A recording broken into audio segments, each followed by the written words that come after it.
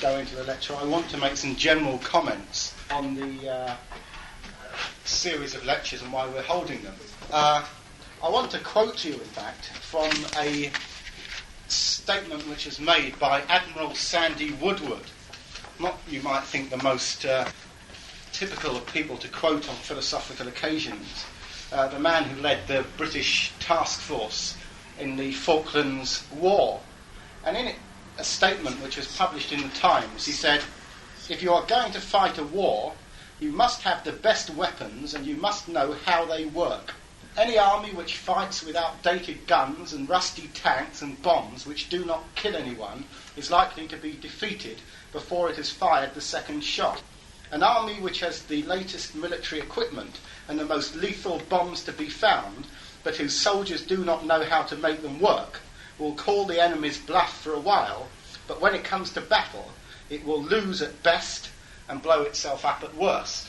Now, Admiral Sandy Woodward was quite right when it comes to military operations organised by the British and other capitalist states. But the war which these lectures is about is not a war of bullets and bombs. The war which surrounds all of us, which none of us can escape from if we are living and part of society, is a class war. And it's the war between those who have and want to hold on to, and those who have not, but create all of the wealth which the haves possess.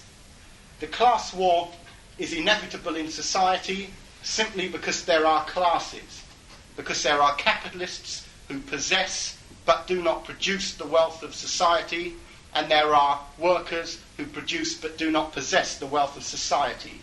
And those two classes will always be antagonistic. There will always be a state of social war going on whilst that class antagonism exists. And that class antagonism will always exist as long as there is property in society, as long as there are those who own and control the means of wealth production and distribution, and a class which is dispossessed, which does not own or control those things. This struggle is bound to go on. And I want to also point out in introduction that class war means more than riots in the streets. It means strikes by those who produce against those who own the means of production. It means political prisons and people who are locked up for expressing the views of freedom. It means the day-to-day conflicts over rents, over squatting, over newspapers telling lies, over hospitals closing down, over people feeling threatened by arms which they do not have any part of and any control over. And more than that, the class war involves the silent or sometimes expressed feelings of resentment and despair by people who live in a society which seems to offer them everything, seems to promise the potentiality of satisfying human needs, but in fact does not do what it promises. And above all, the class war is about how people want to live. It's about ideas. It is about the ideas of equality versus those of inequality, of peace versus war, of access to the world's tremendous wealth for everyone and mass poverty. It's between cooperative labour or wage slavery. It's between production for use or production for profit. Now, as socialists, we in the Socialist Party, and probably many other people here as well, know what kind of a society we want. Our revolutionary purpose is to spread those ideas of equality, of peace, of free access to wealth, of cooperative labour, of production for use. And when we have persuaded and educated and drawn on the experience of the majority of people in society towards those social goals, we will have won the class war. And to reach that point, we need the best weapons available. And in this war, it means ideas. And we need to know how those ideas work. We need to have not only good ideas, but a method of thinking which enables us to constantly repeat those ideas so that every time we come into a conflict against our social opponents in society, the apologists and representatives of capitalism, we can argue our case and we can defeat those arguments and win mass support for socialist ideas in this society. So that is what these lectures will be about. Firstly, ideas which socialists will benefit by knowing about, because many of the ideas which are included in this series are ideas which are not taught in the schools, not taught in the universities. They are ideas which people don't, on the whole, find out about. Secondly, this series will be about investigating how these ideas were arrived at. It's not just good enough to know that something's a good idea, to repeat it parrot fashion, to accept it as a dogma, as so many people have done in the case of the ideas of Marx and Lenin. It's necessary to understand the theoretical basis upon which these ideas were created. And thirdly, because scientific socialists are by definition not dogmatists, we've got to be able to criticise even those ideas which we generally accept. We've got to see not only where they are correct, but the areas in which they are incorrect. Now, having given this brief general introduction, I just want to make three more preliminary remarks. Firstly, that although the titles of these lectures refer to people, to thinkers, we are more interested in thoughts, we're interested in ideas. So I haven't come along here this evening, and I don't intend to in the future, to talk about individual political biographies, interesting though some of them are. We are talking about the ideas which the individual thinkers expounded.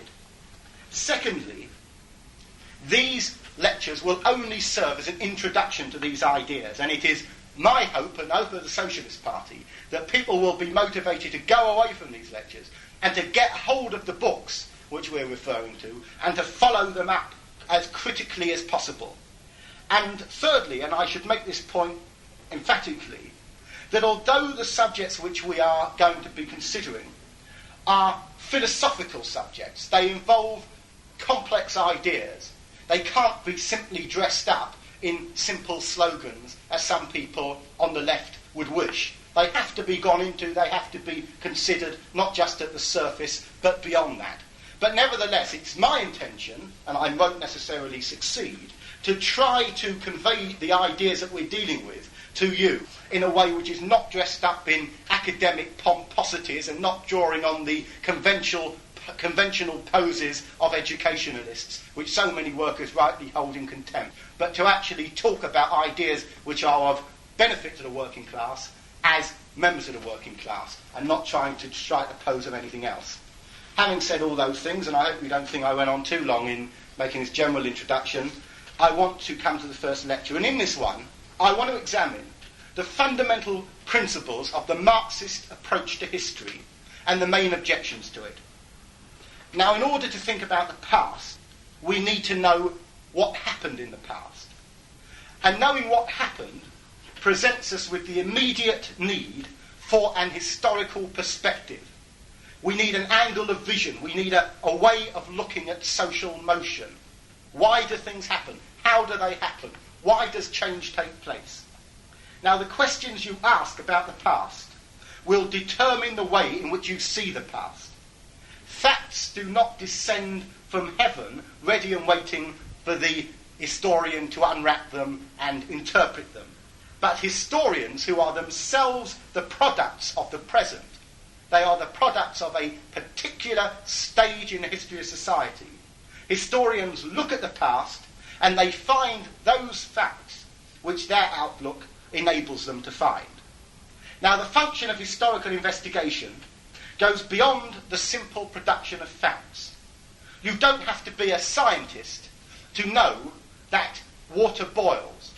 You don't have to be an astronomer to know that every so often there is an eclipse of the sun. And you don't need a degree in history to know that the Second World War started in 1939 and it ended in 1945. But scientists are scientists because they examine why it is that water boils. Astronomers are astronomers because they tell us why there are eclipses. And furthermore, scientists are able to develop laws of boiling water. When is water going to boil? At what point can we predict that this is going to happen? At what point can we predict that there is going to be an eclipse of the sun?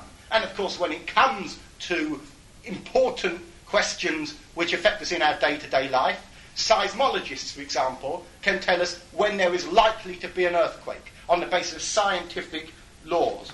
In short, simple observation becomes interpretive and scientific when one seeks to explain and to predict, to ask the question, why is this happening and what is going to happen next? Now, historical study principally involves the explanation and prediction of social phenomena. Historical materialism is one way out of many of explaining and predicting history. In September 1897, Plekhanov published an essay entitled The Materialist Conception of History. And I'll refer a little later to the reason that he wrote that essay. He published it in a St. Petersburg journal. But for the moment, I want to refer to a passage in that essay where Plekhanov poses a key historical question. And so as to give you a break from my voice during these talks, Edwin Waters has agreed to read some of this stuff so that I don't have to keep doing it. So this is the passage where he poses this key historical question. What are the historico-social factors? How does the idea of them originate? Let us take an example. The Gracchi tried to check the process of appropriation of the public domain by the wealthy Romans, which was so fatal to Rome. The wealthy Romans resisted the Gracchi. A struggle ensued. Each of the contending sides passionately pursued its own aims. If I wanted to describe this struggle, I might depict it as a conflict of human passions. Passions would thus appear as factors in the internal history of Rome. But in this struggle, both the Gracchi and their adversaries took advantage of the weapons furnished them by Roman public law. I would not fail, of course, to speak of this in my narrative, and thus the Roman public law would also appear as a factor in the internal development of the Roman Republic. Further, the people who opposed the Gracchi had a material interest in preserving a deep-rooted abuse. The people who supported the Gracchi had a material interest in abolishing it. I would mention this circumstance too, and as a result the struggle I am describing would appear as a conflict of material interests, as a conflict of classes, a conflict of the poor and the rich. And so I already have a third factor, and this time the most interesting of all, the famous economic factor. If you have the time and inclination, dear reader, you may discuss at length which of the factors in the internal development of Rome predominated over the rest. You will find in my historical narrative sufficient data to support any opinion on this subject. As for myself, as long as I stick to the role of simple narrator, I shall not worry much about the factors. Their relative importance does not interest me. As a narrator, my one task is to depict the given events in as accurate and lively a manner as possible. For this purpose I have to establish a certain, even if only outward, connection between them, and to arrange them in a certain perspective. If I mention the passions that stirred the contending parties, or the system prevailing in Rome at the time, or lastly, the inequality of property that existed there, I do so with the sole purpose of presenting a connected and lively account of the events. If I achieve this purpose, I shall be quite satisfied, and shall unconcernedly leave it to the philosophers to decide whether passions predominate over economics, or economics over passions, or lastly, maybe, that nothing predominates over anything, each factor following the golden rule, live and let live. All this will be so long as I stick to the role of simple narrator, to whom all inclination to subtle speculation is foreign. But what if I do not stick to this role, and start philosophizing about the events I am describing? I shall then not be satisfied with a mere outward connection of events. I shall want to disclose their inherent causes, and those same factors, human passions, public law, and economics, which I formerly stressed and gave prominence to, guided almost exclusively by artistic instinct, will now acquire a new and vast importance in my eyes. They will appear to me to be those sought-for inherent causes, those latent forces, to whose influence events are to be attributed. I shall create a theory of factors. And indeed, one or another variety of such a theory is bound to arise whenever people who are interested in social phenomena pass from simply contemplating and describing them to investigating the connections that exist between them. Okay, so in other words, Plekhanov did more than to simply say that the job of the historian was to write about what happened. Plekhanov was saying that the chief purpose of the historian, of the historical investigator, was to understand what is the principal cause, what is the driving force, the primary motivation in the historical process of society. And in relation to this, he carried out 4 particular tasks, and it's these tasks which I'm going to principally refer to in this talk. Firstly, he attempted to analyse the theories of history which preceded the Marxist theory of history, and he tried to show why they were inadequate. And he did this in a book which was published in St. Petersburg in 1895, which was called The Development of the Monist Theory of History. Secondly, he provided one of the clearest explanations ever written of the Marxist theory of history itself, and that's something which I'm going to refer to here as well. Thirdly, Plekhanov was not simply content to state what the Marxist theory of history was. He tried to deal with the main objections to it. He tried to answer the criticisms that were raised against it. And this is worth looking at as well. And fourthly, because he was not content to confine historical materialism to the department of theory, Plekhanov played a very important role in applying historical materialism to the political issues of the class struggle in Russia at the time when he lived, and in particular to a critique of the 2 main movements during his lifetime, Narodism and later on Bolshevism. Now, to look at these theories of history which preceded Marxism. As you probably all know, for most of human history, people have had a theocratic conception of the past. In other words, they have seen the universe and all social phenomena as being controlled by a self-directing, all-powerful, supernatural deity. Sometimes they've called it a sun god, sometimes they've called it a monolithic god called Jehovah, sometimes they've assumed that God has popped down to earth for momentary visitations, but it's always been a supernatural deity. Somewhere outside of us is this controlling, self-directing factor. And for hundreds of years, the study of history did not concern itself with explanation or prediction. It was not scientific. Explanation was considered to be beyond the imagined boundaries of human reasoning, and predictions of God's future plans were dismissed entirely. Destiny, it was believed, was not to be decided by humanity. The best that humans could do would be to have faith and to pray. Now, this theocratic conception of history was not one idea of history amongst many. It was not the case that its advocates had to debate it and defend it in the universities, that they had to write books about it, arguing that the theocratic theory was better than all others.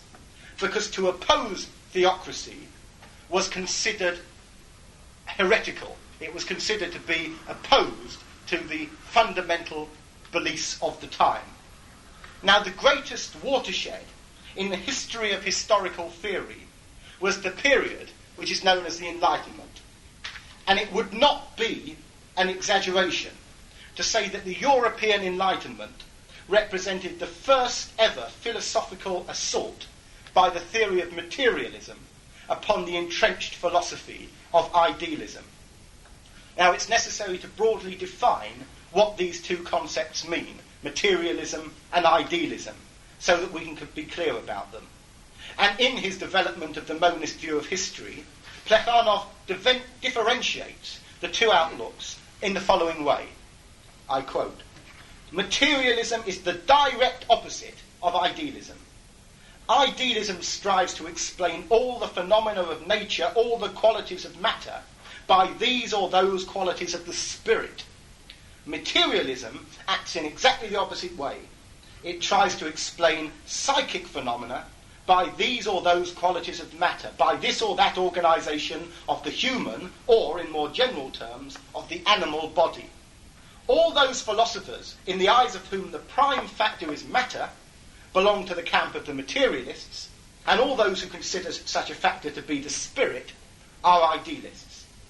Now, the long-established theocratic conception of nature was fundamentally idealist, in that it explained the experiences of the material world in terms of spiritual predetermination.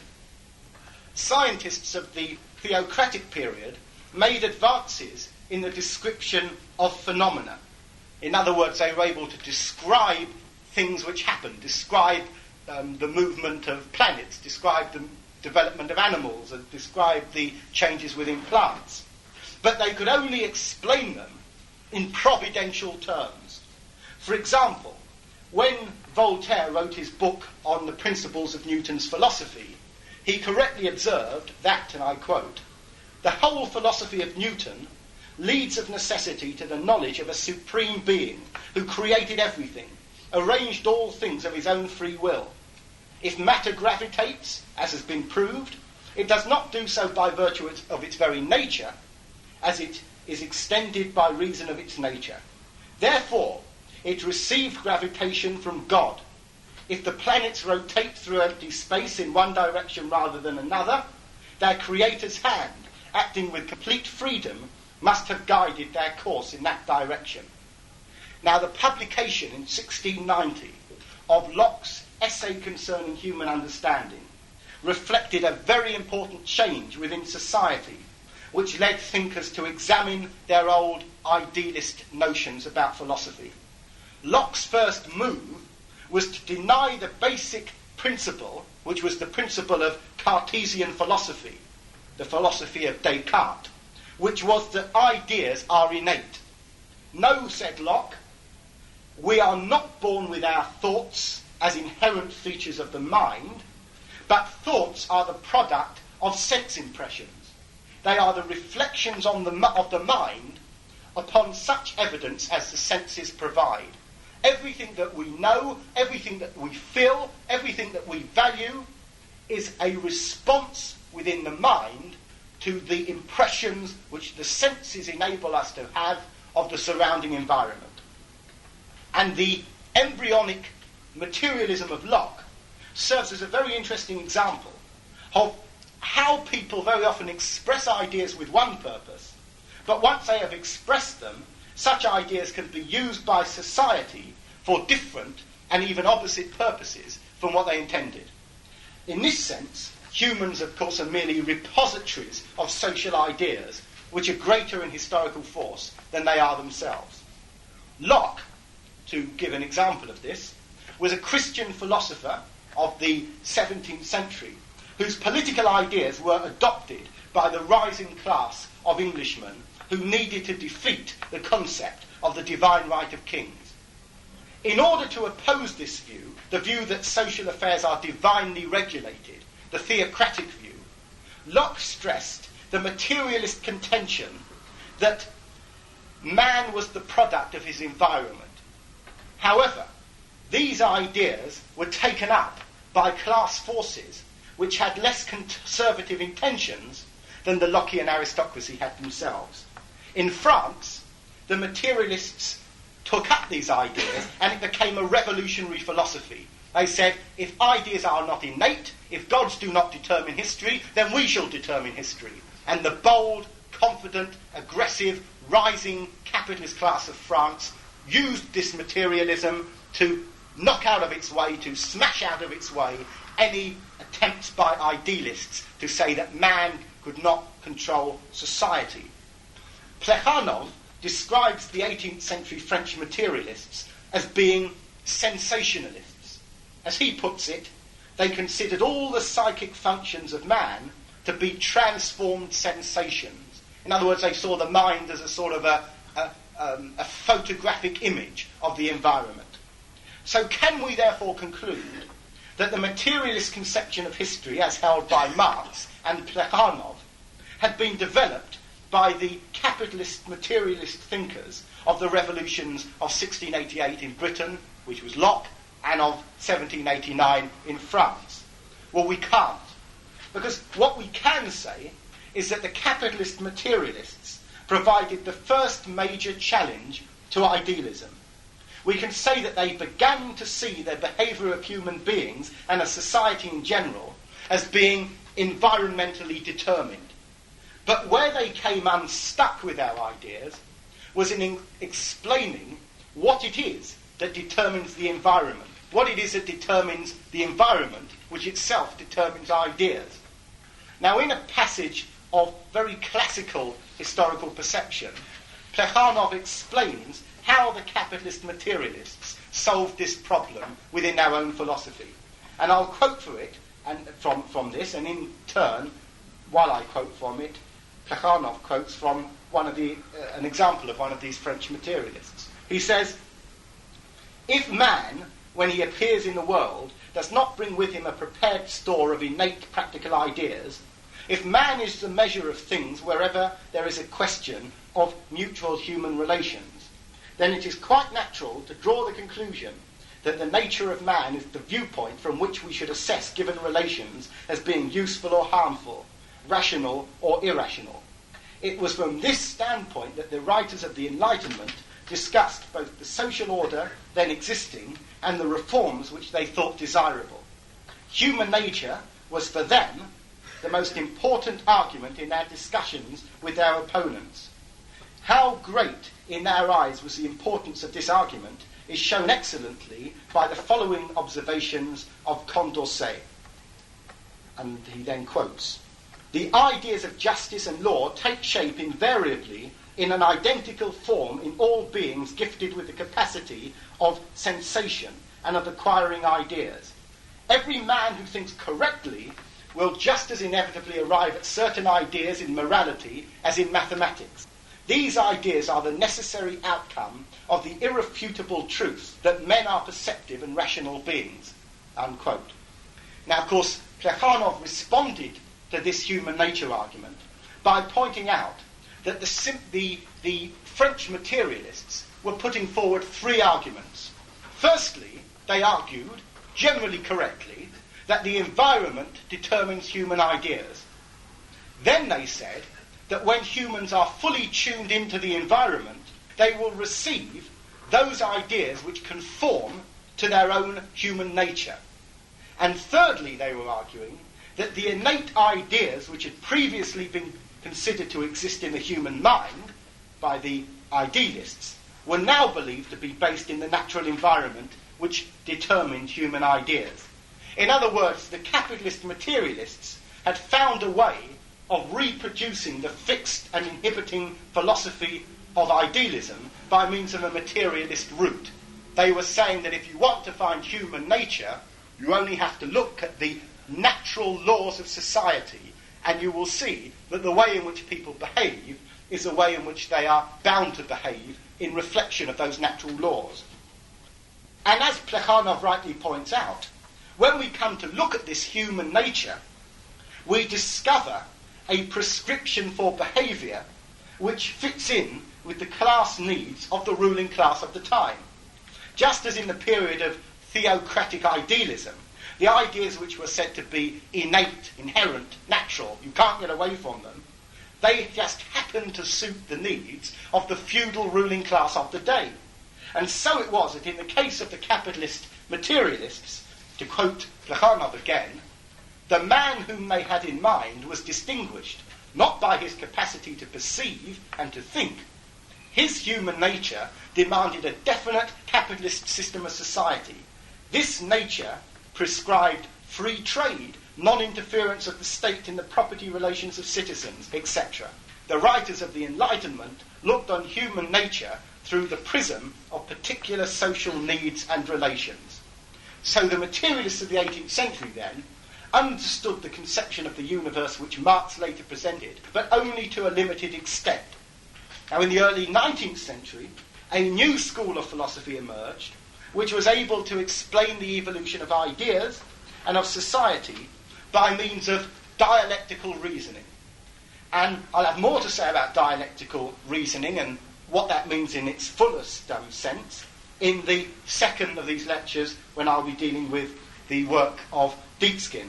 But for the moment, let me quote from Hegel, who said that, I quote, "Every phenomenon, by the action of those same forces which condition its existence, sooner or later, but inevitably, is transformed into its opposite." Now, by and large, as a dialectical law, there's a lot of sense in this. And a good example of this is the capitalist system itself. According to the capitalist materialists of the 18th century, free trade, by which is meant free exploitation and free plunder without the restriction of the state, was the natural way of organising society. Free trade was the way in which people thought in accordance with the natural laws of the environment. This is what they said. And anything other than free trade was considered to be in conflict with human nature. But, as we all know, capitalist free trade has a tendency to result in its very opposite, in monopoly. The most successful free trader is so successful that he wipes out the opposition and he is transformed into his opposite. In other words, in Hegelian terms, he negates his previous essence. Instead of being a free trader, he is a monopolist. Now, the capitalist materialists could not handle these sort of contradictions. They could handle materialist explanations of social phenomena only as long as they were dealing with a condition of stability. But when it came to change, to contradiction, to revolution, to dialectical evolution, these things were beyond their grasp. And that's why it's no coincidence that the capitalist materialists were products of a stable, relatively uncontradictory period of early capitalism. So can it be said then that Hegel and the German dialecticians transformed the theory of history from mere sensationalism, which I hope I've already pointed out is unsatisfactory and inadequate, into dialectical materialism? Well, it can't be said so, because it's one of the chief principles of the human tragedy that whenever people come up with an idea that takes them one step forward, they usually come up with an accompanying idea that takes them one step backwards. And this is precisely what happened with the Hegelians. Because in order to arrive at the dialectical approach to history, the Hegelians had to challenge the old materialism. And so what they ended up with was dialectical idealism. For the Hegelians, history is simply the acting out of what Hegel called the absolute idea. Now, Plekhanov puts it in this way.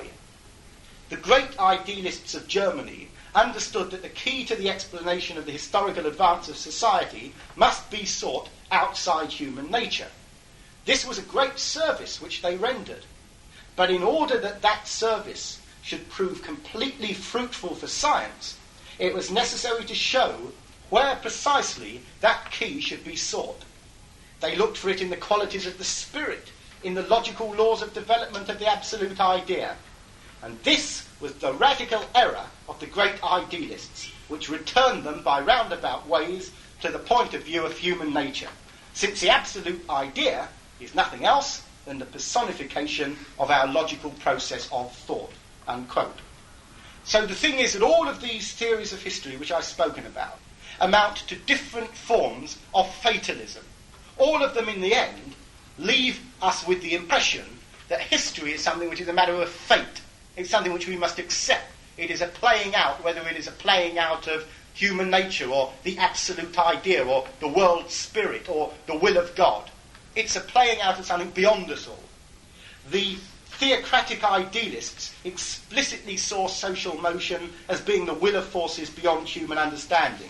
And therefore they said, what will be, it's beyond us. The capitalist materialists saw social motion in terms of natural, easily perceptible laws of nature. And for them, what is, will be.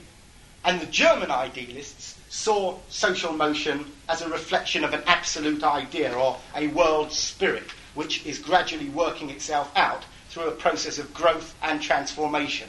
According to this idealistic view of history, what has been was bound to have been.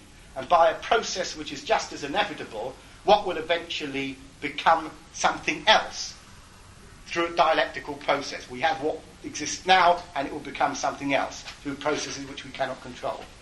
Now, what are we going to do then with these two semi-valid theories of history? On the one hand, this capitalist materialism, on the other hand, dialectical idealism. One tells us that the environment determines ideas, which we can go along with, but fails to explain what determines the environment.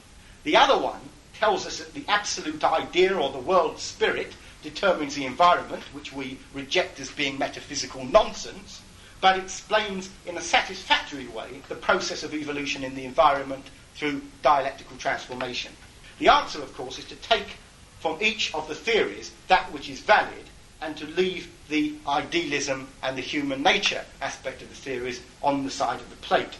And it is precisely that, and not very much more than that, which Marx did.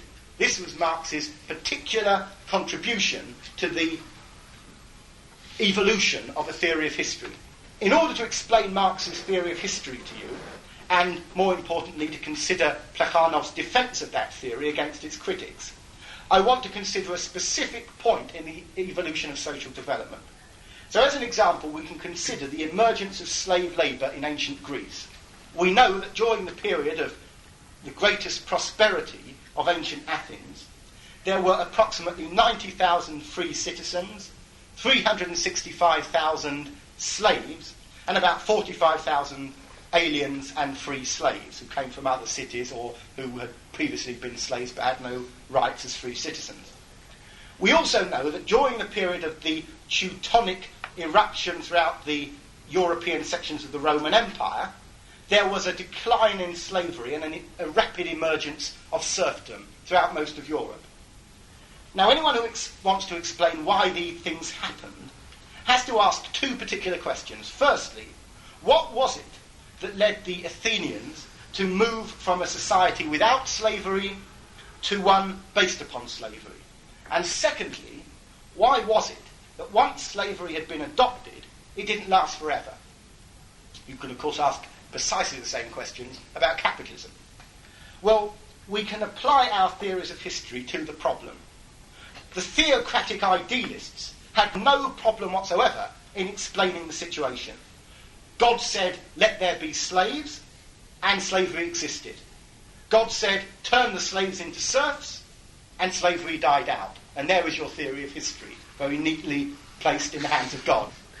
Now, it is not for us, they would say, to ask God, why God did this. What motivated God is nothing to do with us. If we knew what motivated God, we wouldn't need gods to explain things for us. The capitalist materialists would have none of this. They were laughing all the way out of the church. Slavery emerged, according to their much more sensible thinking, because it was in accordance with the natural laws of the environment. Ah, right, it was in accordance with the natural laws of the environment. And why did it end? Because it was no longer in accordance with the natural laws of the environment. Ah, well, now we know.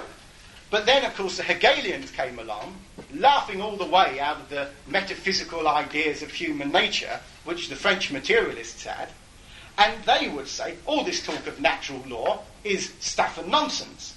Slavery emerged as a dialectical opposite to the contradictory features of savage societies. Now, this is true, because what happened in pre-slavery societies, in savage societies, was that when one tribe entered into a battle against another tribe, those people who were conquered would be used as food. In other words, they would be eaten. It was a cannibalistic approach towards conquest.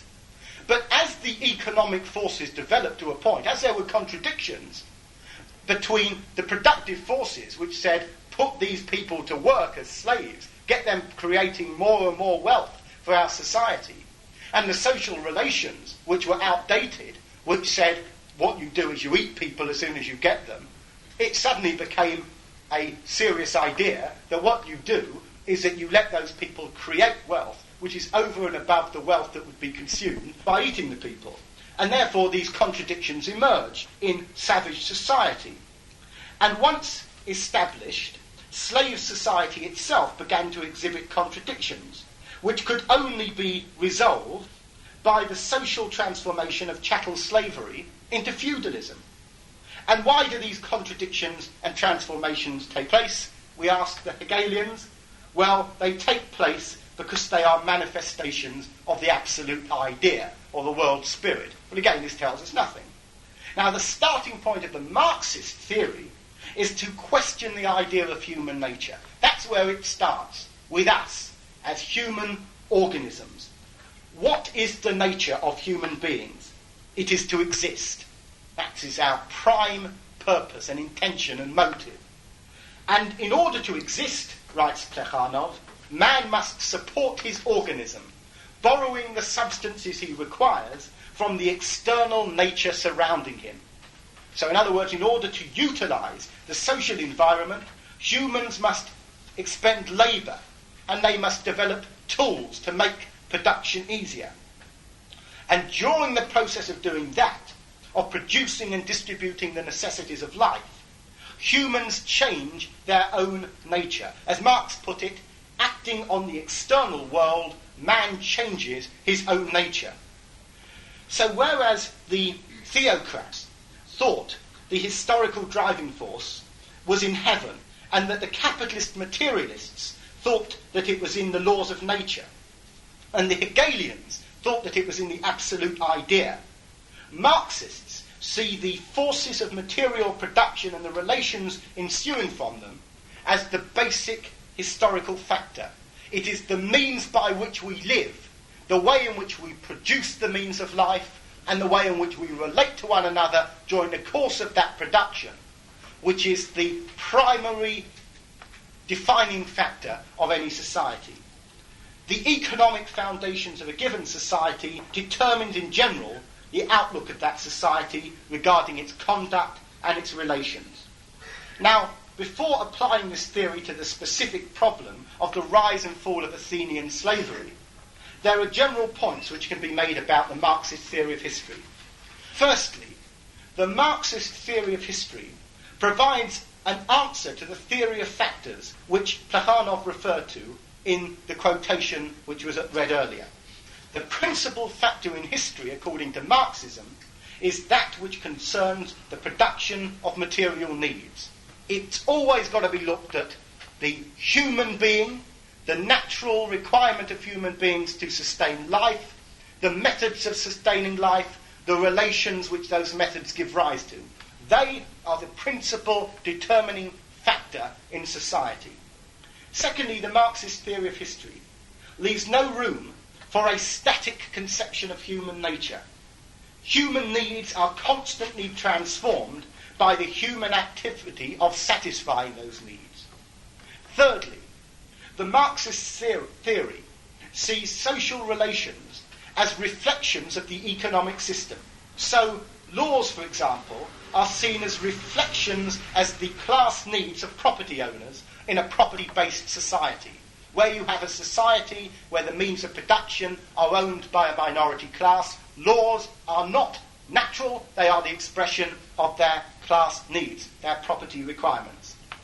And also, the Marxist theory does not only explain how things are, but explains the dynamics of social change.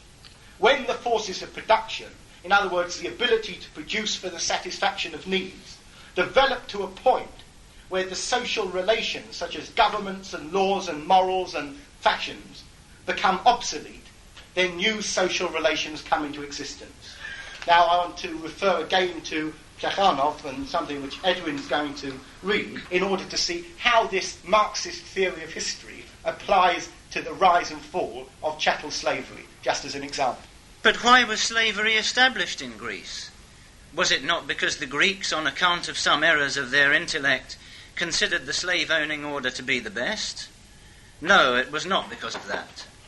There was a time when the Greeks also had no slavery, and at that time they did not at all consider the slave-owning social order to be natural and inevitable.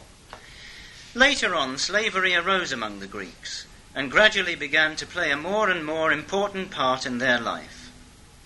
Then the view of the citizens of Greece also changed.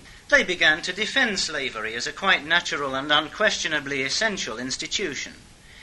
But why then did slavery arise and develop among the Greeks? Evidently for the same reason that it arose and developed in other countries as well. At a certain stage of their social development, and this reason is well known. It consists in the state of the productive forces. For in fact, in order that it should be more profitable for me to make my conquered enemy into a slave, rather than to roast meat, it is necessary that the product of his unfree labour should be able to maintain not only his own existence, but at least in part, mine too. In other words, a certain stage of development of the productive forces at my disposal is essential. And it is precisely through this door that slavery enters history. Slave labour is not very favourable to the development of the productive forces. In conditions of slavery it advances extremely slowly, but still it does advance. Finally there arrives a moment at which the exploitation of slave labour proves to be less advantageous than the exploitation of free labour. Then slavery is abolished, or gradually dies out. It is shown to the door by that same development of the productive forces which introduced it into history. It is known that for a long time the Russian peasants themselves could have, and not infrequently did have, their own serfs. The condition of a serf could not be attractive to a peasant. But in the then state of the productive forces of Russia, not a single peasant could find the condition abnormal. A muzhik who made some money just as naturally began to think about buying serfs as a Roman freeman strove to acquire slaves. The slaves who revolted under the leadership of Spartacus waged war with their lords, but not with slavery. If they had succeeded in winning their freedom, they would themselves, in favourable circumstances, and with the most tranquil conscience, have become slave owners. Willy-nilly one recalls at this point the words of Schelling, which acquire a new meaning, that freedom must be necessary. History shows that any of the forms of freedom makes its appearance only where it becomes an economic necessity. Okay. That is the, I think, a particularly clear application of that theory to that particular stage in evolution. Now, having gone into some of the theories of history which preceded the Marxist one, and having gone some way to outlining the principles of the Marxist theory of history, in the remaining time available, which is not much, I want to consider a few of the objections which have been made against Marxist materialist conception of history, and then to move on to look at Plekhanov's application of that in the conditions of the Russian class struggle. The first of these objections to Marxist theory of history concerns the concept of historical inevitability. The argument runs like this. Historical materialists claim that they can understand history by understanding the historico-social factor which generally determines historical motion. Now, this is true. This is what Marxists do assert. The historical materialists also claim that all social phenomena, such as ideas or events, result from a cause or set of causes, and that event or idea could not have been different unless the cause or set of causes had been different. This is correct. This is what Marxists are saying. Therefore, say the critics, by analysing specific causes, historical materialists claim to be able to predict specific results. For example, they can say that given A, B is bound to happen, or, as is usually the case, because we're dealing with complicated social phenomena, given A, B, C, a bit of D and the other bit of E, F is likely to result. Now, therefore, if there is a boom, Marxists say a slump is bound to happen. If rivalry over markets reaches a certain point, Marxists say wars are going to break out. If, under capitalism, the social contradictions intensify to a certain point, socialism is bound to take place, is bound to be established. And if B is bound to follow A, if slumps are bound to follow booms, if socialism is bound to follow capitalism, then historical materialism, say the critics, is simply a theory of inevitability, And it leaves no scope for that most cherished belief of all capitalist philosophers, free will, the opportunity for human beings to, by an exertion of the will, push history in a certain direction. Now we can examine this argument.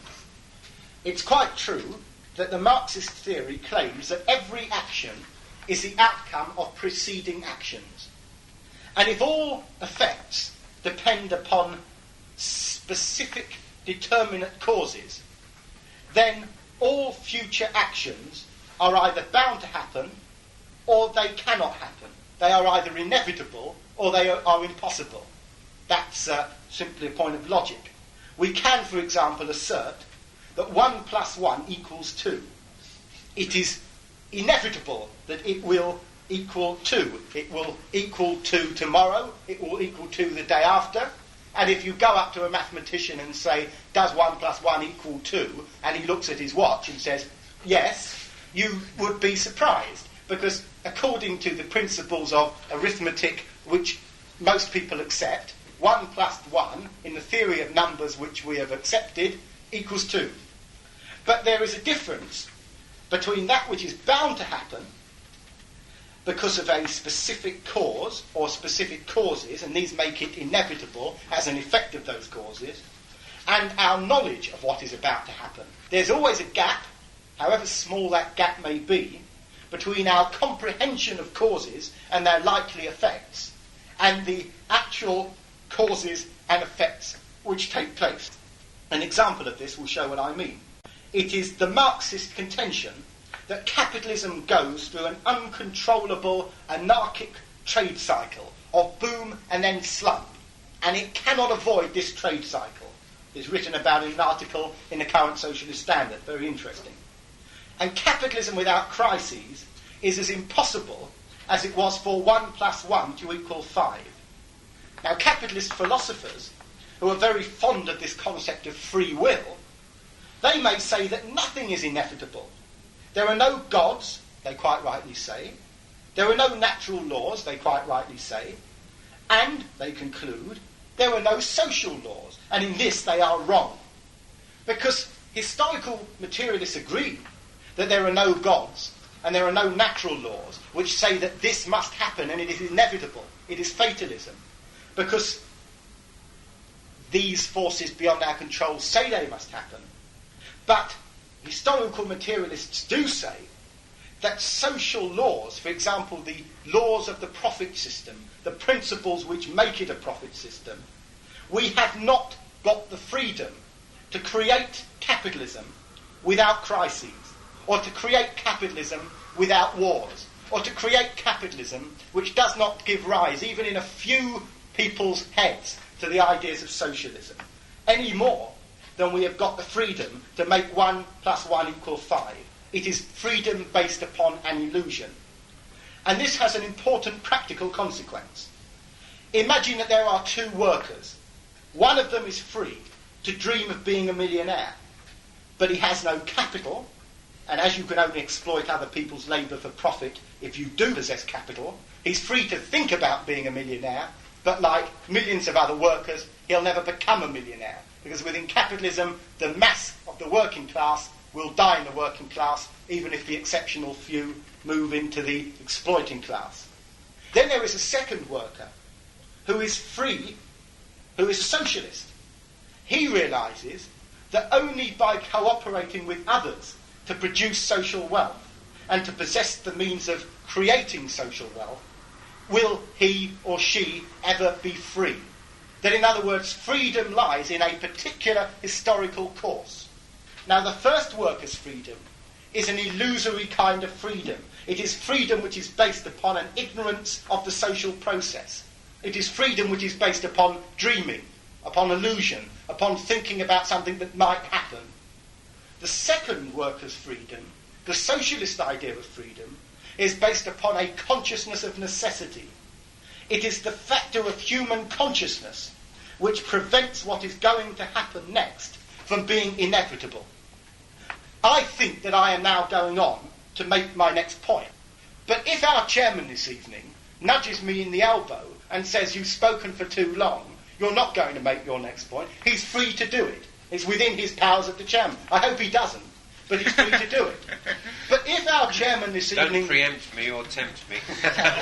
but if our chairman this evening feels that it's so warm in this room that he's not going to stop me from speaking, but he's going to transport us all to the Bahamas, well, of course, he's free to think that. That thought can go past his free mind in precisely the same way as the thought of stopping me from speaking.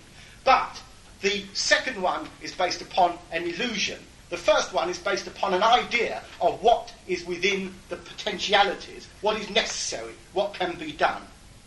And therefore, the objection that Marxists stand for some sort of inevitabilism, some sort of fatalism, that because we talk about social laws, things have got to happen. This is answered by the fact that human beings have consciousness. Not consciousness which can do anything. Not consciousness which is that kind of free will, which is no more than wishful thinking. But a consciousness which is based upon understanding what can be done, and then changing the social laws so that they do not have the results which we don't want. So that if we say that capitalism inevitably produces wars, that doesn't mean that there will inevitably be a Third World War. There will only be a Third World War if the factor of human consciousness does not act upon and destroy the social laws which give rise to that. And the second objection to historical materialism I want to refer to, which is really the same idealistic objection dressed up in a different wrapping, is that historical materialists do not take sufficient account of the role of individuals in history. It's claimed, for example, that historical materialists don't take account of great men, great women. They would refer to Napoleon or Hitler or Henry VIII or Elizabeth I or Margaret Thatcher. And indeed, it's true that individual actions, they have a point. Individual actions do have some influence on the course of history. For example, in his history of the Russian Revolution, Leon Trotsky emphasizes the contribution played by Rasputin to the intense opposition to Tsarist autocracy amongst the Russian middle class. Now, it would not be true to say that if Rasputin hadn't come along when he did, someone else would have come along in his place who would have been exactly the same. There's no evidence at all to think that. In other words, here you have an example of an individual having some effect on the course of history. Another example, in 1920, King Alexander of Greece died as a result of being bitten by a monkey. Good way for a king to die. And the resultant turmoil in Greek society was disastrous. In fact, Sir Winston Churchill commented in one of his books that 250,000 persons died of this monkey bite. So we are urged to revise our theory of factors. The mode of production, the critics say, may influence history, but great individuals do so just as much. Now, in 1898, Plekhanov published an essay entitled The Role of the Individual in History, and in it he stated that, I quote, "Owing to the specific qualities of their minds and characters, influential individuals can change the individual features of events and some of their particular consequences, but they cannot change their general trend, which is determined by other forces." So, in other words, Rasputin accelerated the trend of opposition to Tsarist autocracy, but the trend itself was a product of the political needs of a modernizing Russian economy.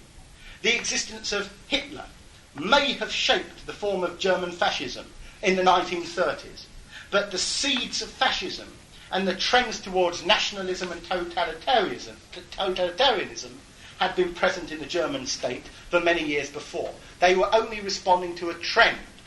Marx and Engels were certainly significant individuals in formulating a theory of history and a critique of society, but socialists do not owe those ideas only to Marx and Engels. Marx and Engels were themselves responding to a trend within history, the class struggle within capitalism, the experiences of the working class, which gave rise to this. And also, and here's where I conclude on these points, Plekhanov himself is an interesting example of the individual influence in history.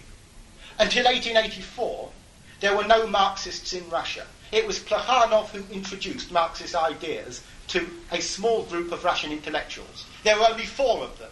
Plekhanov, Paul Axelrod, Vera Zasulich, and another one called Leo Deutsch, who died very soon afterwards. And they formed the first ever Russian Marxist organisation, the League for the Emancipation of Labour. And in most histories of Russian political thought, Plekhanov is referred to as the father of Russian Marxism. Now, in a sense, this is true, because Plekhanov introduced Marxist ideas to Russia. He was a person who put in a great deal of the work in enabling those ideas to be set up. In 1898, he was one of the prime forces in the Russian Social Democratic Workers' Party, where he collaborated at first with Lenin until 1903 in spreading Marxist ideas in Russia. But of course, had Plekhanov introduced such ideas to Russia in 1584 or 1284 or 1084, then those ideas would not have been in line with a trend of thinking. They would not have been in line with the experiences people were thinking about.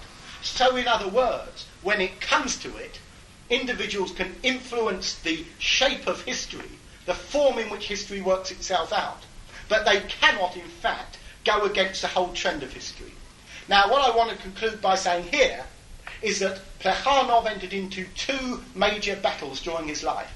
Firstly, against the Narodniks, who argued, or the populists, and they argued that Russia doesn't need to go through a period of capitalism.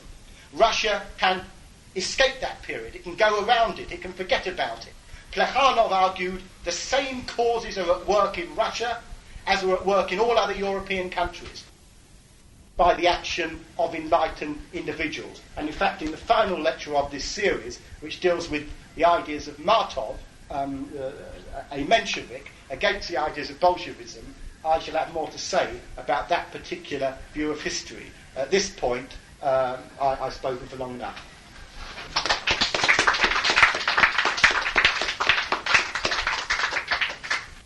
First of all, about Plekhanov and Karl Marx. Karl Marx was obviously utterly delighted and elated to find that from the very place, the last place in Europe that he expected, which he denounced so vehemently and in my view absolutely justifiably, as the black hand of the Russian secret police in every chancellery in Europe, Karl Marx, when he discovered that the German professors, whom you probably know some of, he denounced for their ridiculous ignorance and pedantry and obstinacy and dogmatism, that it was precisely in Russia that you got a number of brilliant thinkers who even preceded in some respects Plekhanov. Plekhanov quotes with great approval. I won't read it all to you here, but we have a number of magnificent volumes. By the way, I'm sure Steve will agree with me. Don't worry about the size of this. I know you'd need a lifetime to read 5 volumes of Plekhanov's philosophical work. But working people can master all these things. One of the ways we can master it is by exploiting people like Steve to give talks about it. And you must learn to skim. You don't need to wade through it. You don't need to with capital either. You can skim and you can concentrate on the parts that are important. Now about the subject itself. Plekhanov quotes Chernyshevsky, who was writing about the mid-century, and Chernyshevsky, a great Russian literary figure, was already sort of wrestling or already sort of gyrating around the idea of the materialist conception of history. A long passage here quoted by Plekhanov points out Chernyshevsky's description of the whole outlook and ideology, in fact, of the Russian peasantry compared to the Russian aristocracy. Their idea of beauty, their idea of efficiency, that the Russian peasant girl was buxom and strong with big hands and feet to do work and produce kids, whereas the parasites, of course, were very skinny and emaciated and grew long nails and all the rest of things that parasites do. Now,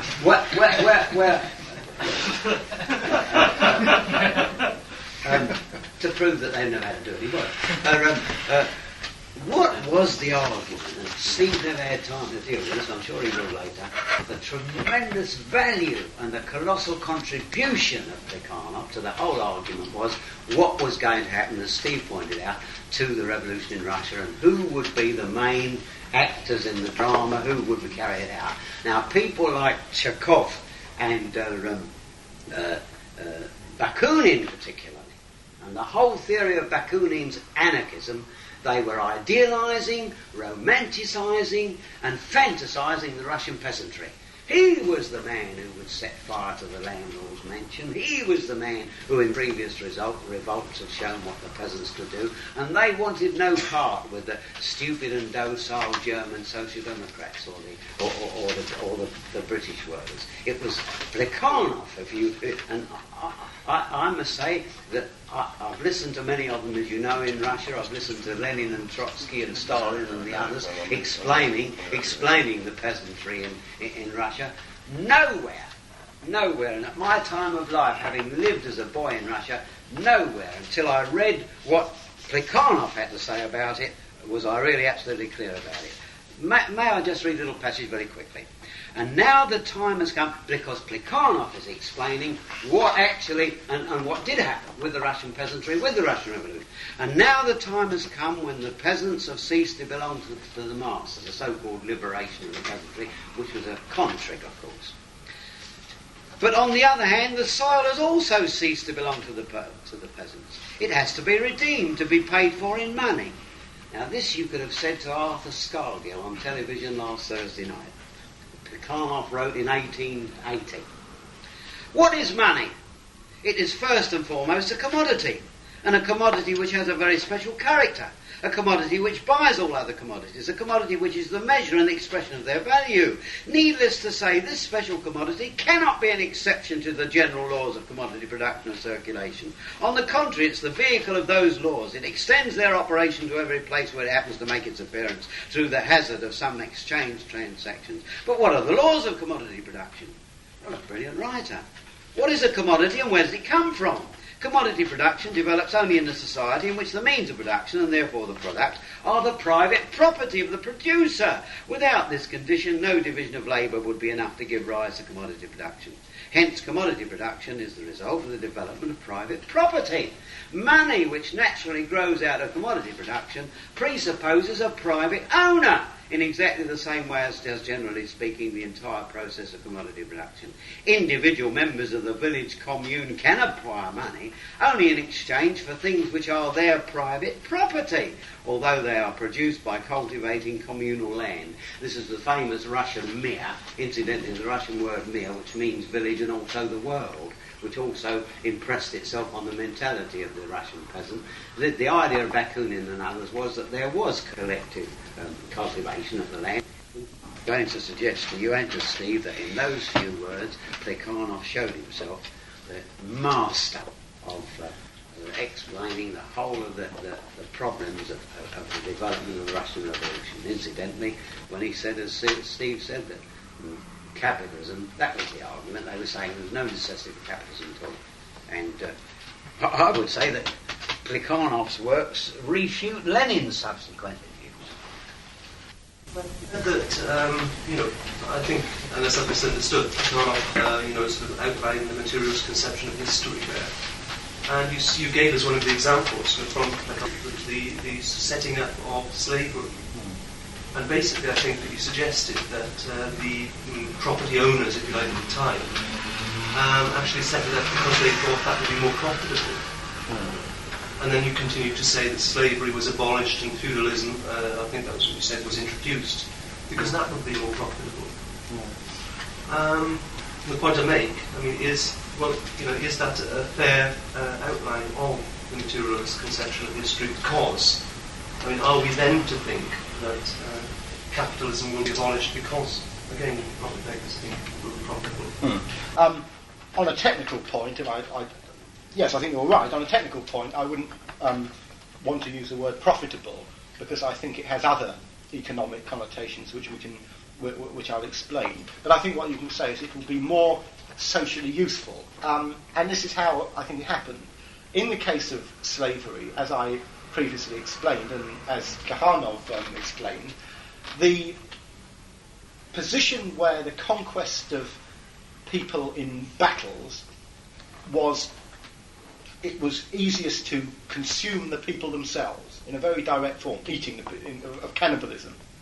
That was superseded only at the point where the productive forces made it more socially beneficial to keep the human beings alive as slaves, because they could create wealth over and above their own value as consumable creatures. In that sense, it was a case of the relations of production, relations based upon cannibalistic exploitation, giving way to a new relation of production as a result of a contradiction between the growth of productive forces and outdated relations of production. But with the growth of production within slave society, or what Marx referred to as classical antiquity, there was a growth in the ability to produce wealth, which made it more economically beneficial to the ruling class in society, to the slave owners, to give each slave their own piece of land. Instead of keeping the slaves in an area where slaves were kept and allowing them out to produce wealth, it became more economical to give each slave a small patch of land and turn him into a serf. And when he had that land, he had to work a certain amount of time on his own land to provide sufficient for himself, and the rest of the time on the landlord's land to provide for him. So it was a change in the form of parasitism in line with the economic needs of the ruling class. Now, in the case of capitalism, what's happened with capitalism is that feudalism gave rise to socialism, to capitalism. Feudalism gave rise. Spoiled my whole image now. They're all awake. I wish it had. That's actually what the Narodniks in Russia thought would happen. But feudalism gave rise to capitalism, and because of the economic laws of capitalism, it was first of all profitable to be able to exploit what had previously been the peasants, to throw the peasants off of the land, and to turn them into profitless workers. In other words, to say, you don't each have your own patch of land, you have no land, you have nothing, we have no obligation to you, you're free. That's what capitalist freedom means. It means you have nothing. And because of that, you are free to be exploited at any time. Now that worked to a certain point, and from the point of view of the capitalist class, it still does work. Just as from the point of view of the feudal ruling class, their feudal system worked, but the new capitalists said, no, it doesn't. We want our system to work. We see it as being more beneficial. Now, in terms of what is the purpose of society, which is the production and distribution of wealth, in its widest form, not just bread, but art and all of the other needs of human beings, we've reached a point in capitalism where, from the point of view of the majority of people, we have a technical capability of satisfying people's social needs without exploitation. That the exploitation of the mass of humanity as workers is in fact an inhibition upon the productive capabilities of society. And that is why, in that sense, whilst I wouldn't say that socialism will be more profitable than capitalism, because in a technical sense it will be a society without what is now called profits. It will not be a society where profits will be ploughed back into society in the sense that, Leninists and Stalinists have spoken about profit in Russia. It will be a society, however, where the production of wealth will take the form of satisfying quite directly human needs.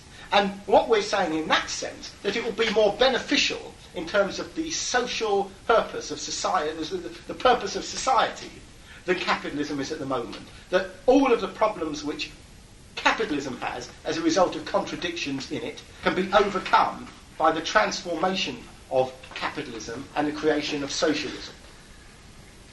Yeah.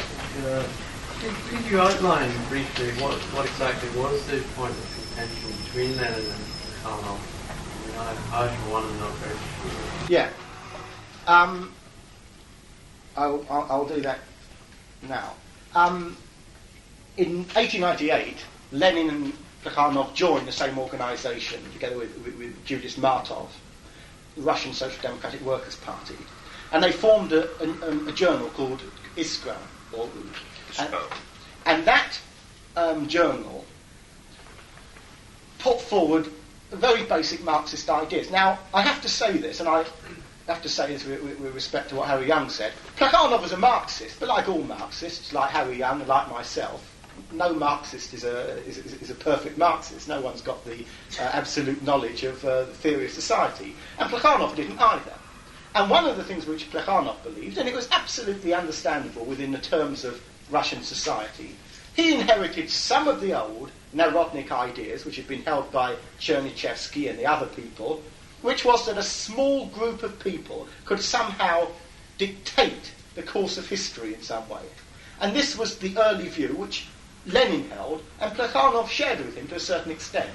Now, at the 1903 Congress of the Russian Social Democratic Workers' Party, there was a split. And the split was essentially over the principle of whether there was going to be a spontaneous growth within the working class. In other words, whether the working class experience would lead it to develop socialist ideas as a result of the motivation which capitalism gives workers to do that.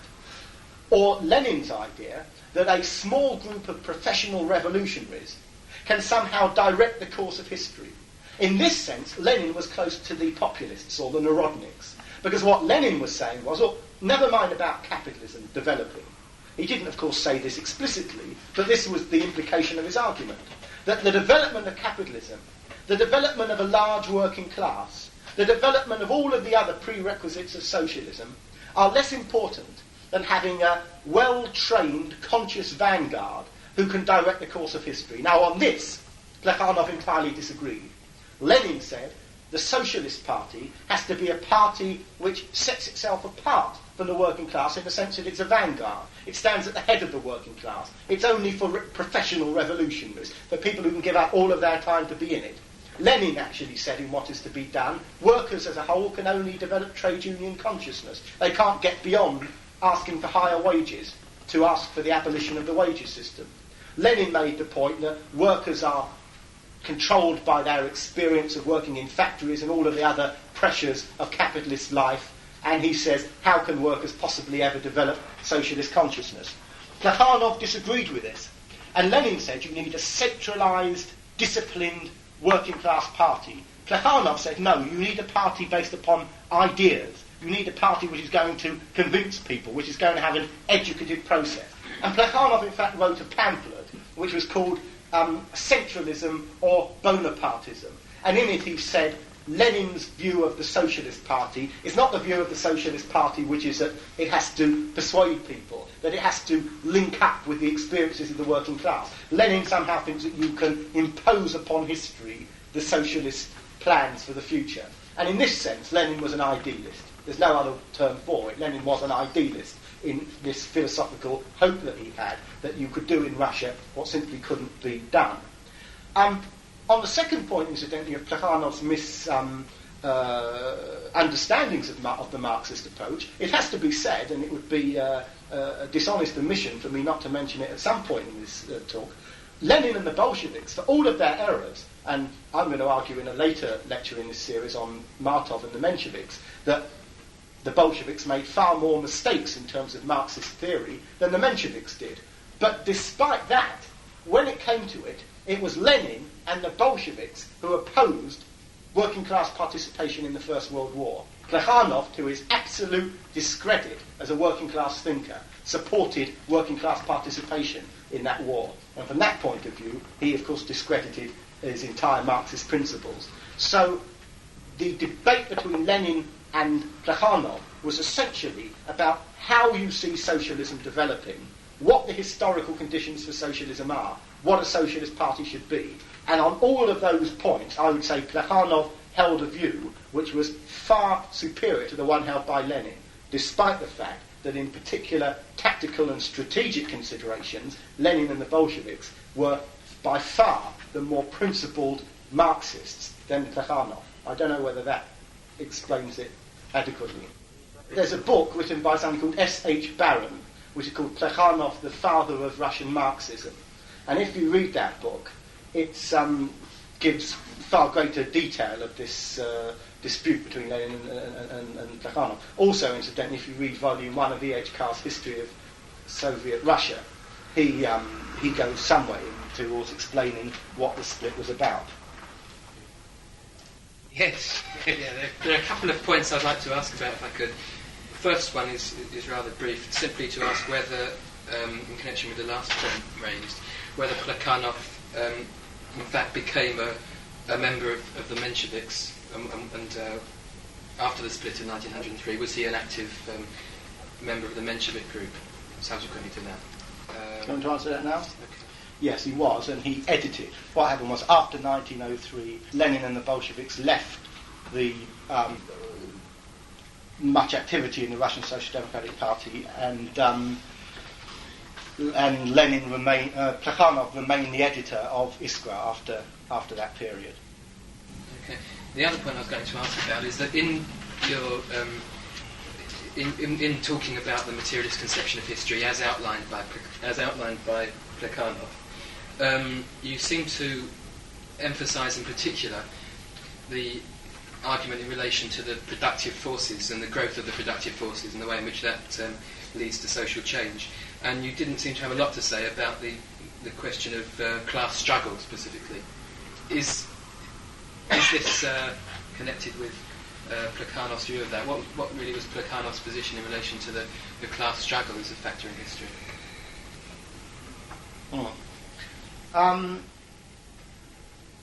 Yeah, well, one of the things, of course, is it's impossible to talk about the Marxist theory of history without talking about class struggle, which is why, in the introduction to the whole series, which I gave at the beginning, I pointed out that these whole lectures, the series of lectures, are based in the setting of the class struggle. We're not just talking about ideas in general, we're talking about ideas in a particular antagonism in society between two class interests. Plekhanov makes an interesting point about the class struggle, which is very similar to the point which the Socialist Party would make, which is the class struggle itself is not an ideal. If you listen to many people on the British left, for example, they will say, what we need is more class struggle. What we need is a bit of class struggle here. The class struggle is going to intensify next week. Come out, comrades, and join the class struggle. It's not like that. You wake up in the morning and the class struggle is there. The class struggle is about whether you get out of bed and go to work, or it is about whether you stay in bed and somebody else goes out to work for you. That's a class struggle. And in that sense, the relations of production put us... struggle is one of those words which, in some sense, is one of many words which has played a linguistic disservice to the socialist movement. Struggle's a funny sort of word, you know, everyone uses it. You hear it even in the Labour Party conference now, which shows that it's bloody intellectually redundant.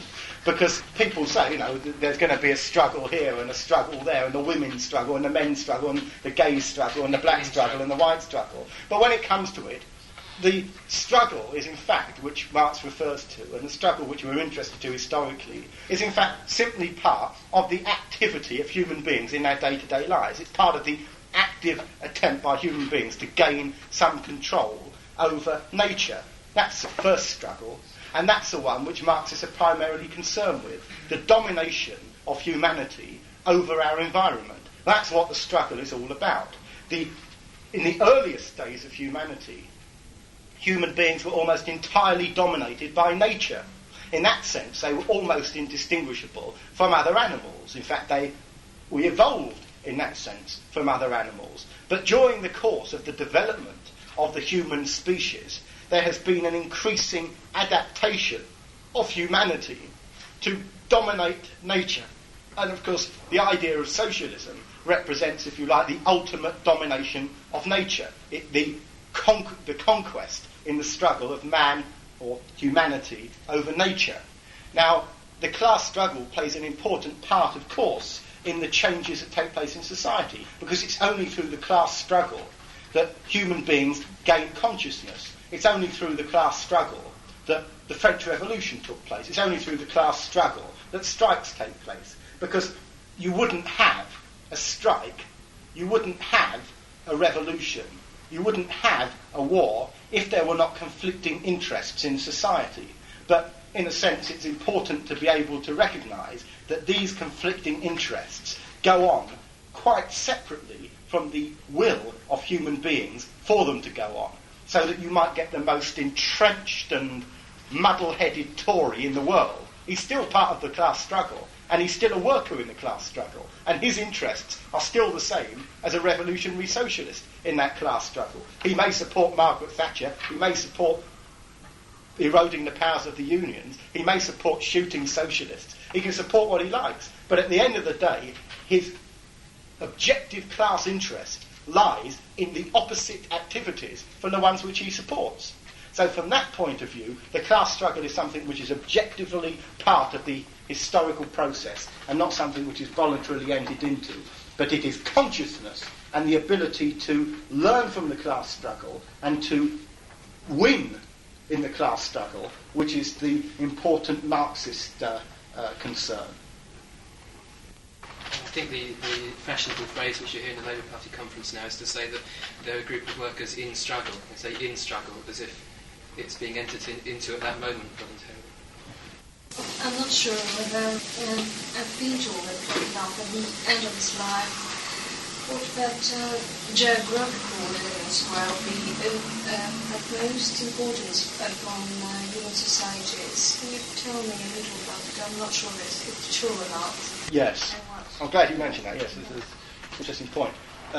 Plekhanov's increasing acceptance of the idea of geographical determinism. Yes. Can I say, this book, The Materialist Conception of History, wasn't a book, it was an essay, which Plekhanov published.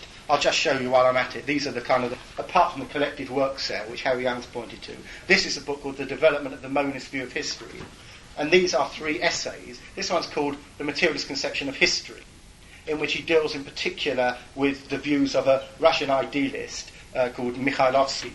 This one is called The Role of the Individual in History, which again was an essay. And this one's called Fundamental Problems of Marxism. Well, it's not on that cover, that's what it's called, Fundamental Problems of Marxism, in which he gives a very detailed, and I would say one of fairly complicated explanation of Marx's thesis on Feuerbach. Well, having said that, this book here, the Materialist Conception of History, was itself a book review of a book on historical materialism written by an Italian writer called Antonio Labriola. And Labriola held a view which was very close and largely in line with historical materialism. But one of the things which Plekhanov criticises in Labriola was that Labriola held the view that racial differences were one of the determining factors in human development. Now, Plekhanov pointed out just how fallacious this argument was, that in fact the vast amount of recent history, there is absolutely no importance which can be attached to racial differences between human beings, whether in the early stages of human development racial differences may have had some important determining factor is a possibility one way or the other, but certainly in most of modern history, in all of modern history, racial differences had no importance at all. But also, towards the end of his life, it's quite true, Plekhanov moved nearer and nearer to a form of what has since been called geographical determinism. In other words, he began to argue that there were differences between different nations, between different cultures, which were based upon the geographical environment in which they were living. And in this, of course, he was very close to a writer of the 19th century, late 19th century, I believe, called Buckle, who argued a very similar theory, that was an initiator of the theory of geographical determinism. Now, where many people have criticised Plekhanov on this, quite correctly, and where I would criticise him, is that he attached tremendous importance to the fact that if people live in a certain region, well, let me put it in very simple and crude terms, it's a kind of a variation of the theory that Italian people are very excitable because they live in a hot climate, and therefore, and English people or German people are very placid and cool and reserved because they live in a very reasonably temperate sort of climate, and other people have different characters. When it comes to it, of course, one of the arguments which can be put against that theory is that if you look at the history of how people settled in particular places, the history of the settling of different populations in different nations and the adopting of different cultures by different groups of people, you'll find that historically, empirically, that argument doesn't stand up. That there are all kinds of people. For example, if you talk about the Italians being very excitable because they live in a hot climate, because if you start to talk about the Roman Empire and the kind of characteristics which were attached to the centre of the Roman Empire in Rome during that period, you would find that completely different characteristics existed, yet there was basically the same geographical environment and the same kind of motivations for the same kind of culture. But it didn't happen. And you get variations of this in recent times. One of the most striking ones is that not very long ago, even when a number of people here were living, they'll remember that there used to be a theory that Arab people were very dull and backward and unable to industrialise because they lived in deserts and it was very hot, and you used to read books in schools about Arabs sleeping all day and they couldn't be bothered to get up and so on. Of course, suddenly it's all changed. Now that Dennis Healy and Geoffrey Howe have to go with their begging bowl to the Arabs and to the oil sheikhs, it's all changed. And of course, suddenly everyone's saying, well, no, it is precisely because of the geographical conditions in the Arab countries that Arabs are industrious and economically successful and so on. And when it comes to it, and when you actually come to look at the migration of individual of groups of people in society, geographical determinism has very little to be said for it. But nevertheless, there can be a debate about the extent to which Plekhanov went overboard on this theory, and I would say he did. By and large, of course, Plekhanov was like most great thinkers. Great thinkers should normally die 10 years after they become great thinkers, because you normally find the second 10 years they start to become rather less great thinkers, and the 10 years after that they become pretty bad thinkers. And this is what happened, of course, to Plekhanov. He came up with all kinds of ideas which were he saw as elaborations of the materialist conception of history, but which were in fact exaggerations of that theory, and in many respects unacceptable ones. Can I ask a question about this? These examples that you've given seem to me to be more of a climatic than a geographical theory, because they have all referred to particular climates. And I hadn't read Plekhanov on this before, and this is a form of question really, or lead up to a question. There are two areas in the world where historically naval enterprises developed in the Scandinavian region and in the Aegean in early stages. And of course this must be because of the large indented protected coastline. And there are other areas where, because trade routes have been confined, they become nodal points and have also become a focus of important developments. Could not there be some geographical determinism in that sense? No, I don't want to bend the argument the other way. I think that there is. I think that the argument in favour of geographical determinism is that there are aspects of human development which are determined by geographical conditions. What I'm saying, and I think the critics of Plekhanov have said, is that to turn geography into the principal factor in social development is to stretch too far in favour of geographical determinism. And some people have seen this in the works of Plekhanov. I think they're right. I think this was becoming present in his later writings. But nevertheless, you're absolutely right. In fact, I've often argued that for historical materialists, many people who study history, and even many people in this party, have an absolutely appalling knowledge of geography. And it's absolutely true that you talk to people, and especially a certain group of so-called historical materialists who were fashionable a few years ago, who were the followers of a peculiar Frenchman called Louis Althusser, and they used to hold this view that you could talk endlessly and endlessly about history, but you never needed to actually know anything about the world. And so what you did was you kind of just talked about modes and structures and theses and antitheses and syntheses and tendencies and trends and so on. And if you actually sort of ever ask them, where is Europe in relation to Asia, they didn't know, because it was considered it was a bit unseemly to bring the world into history. And I don't take that view. And in fact, they went so far that they argued that you could argue something theoretically on the basis of theory without ever having to use facts. What they called this was anti-empiricism. In other words, they said that bringing facts into history was to dirty the hands of the historian. And poor old Althusser was a victim of his own ideology in a very sad way, because, like most people who hold such a peculiar theory, he went mad eventually. And what happened was that his wife was found strangled, and he tried to convince the police that he'd murdered his wife. And they told him that he wasn't there at the time when his wife was murdered. It's absolutely true. And he in fact argued that this was something which was. He argued this was something which was supposed to be the case, and there was a lengthy argument about that. But when you come to look at it, when you start trying to detach facts from the whole area of theory, and incidentally, this whole movement within history led to a great deal of depression and disillusion amongst the people who held it, because practically every one of the main people of the mid-1970s, who were the leading advocates of this historical movement, have all ceased to function in any particularly significant way within the study of history. They've gone out of it, because it's a terribly disillusioning view of history when you simply wipe out all kinds of reference to what's actually going on.